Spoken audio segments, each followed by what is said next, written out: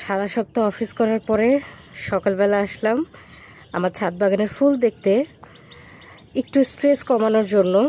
যাই হোক, মাশাআল্লাহ আজকে কিন্তু অনেকগুলো অ্যালোমেন্ডা ফুল ফুটেছে, বেশ অনেকগুলো ফুল ফুটেছে।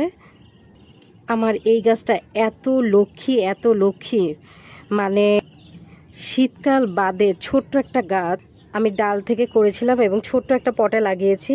সারাটা বছর আমাকে একদম ফুল দিয়ে ভরিয়ে রাখে। এই গাছের ভিডিও কিন্তু আমার চ্যানেলে পেয়ে যাবেন। গাছটা কিভাবে লাগাবেন, কিভাবে পরিচর্যা করবেন, এগুলো নিয়ে কিন্তু চ্যানেলে ভিডিও রয়েছে। আজকে আছে সিঙ্গেল পাপড়ির বেলি, এটা ফুটে গেছে মাশাআল্লাহ, আলহামদুলিল্লাহ। ফুটে আছে আমাদের মিনিয়েচার রঙন, এটাও আমি ডাল থেকে করেছিলাম। খুবই লক্ষ্মী একটা গাছ, সারা বছর ফুল দেয়।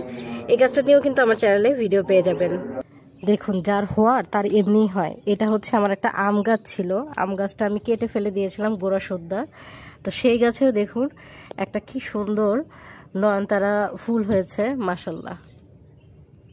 এই যে আমার হচ্ছে ঢেঁড়স ফুল, কি সুন্দর না, একদম গোলাপের মতো মাশাআল্লাহ। আর আমার বাগানের এখন রানীকে বলেন তো, একদম রানী না, একদম মহারানী হচ্ছে এই কুঞ্জলতা। মানে এত বেশি ঝোপালো হয়েছে আর এত বেশি মানে লম্বা হয়েছে, পুরা বাগান এখন হচ্ছে যে শুধুমাত্র কুঞ্জলতা। আর দেখুন কত ফুল ফুটেছে, পুরোটা আসলে ক্যামেরায় আসতেছেও না, প্রচুর ফুল ফুটেছে। আর এটার পাতাটাও এত সুন্দর মাশাআল্লাহ।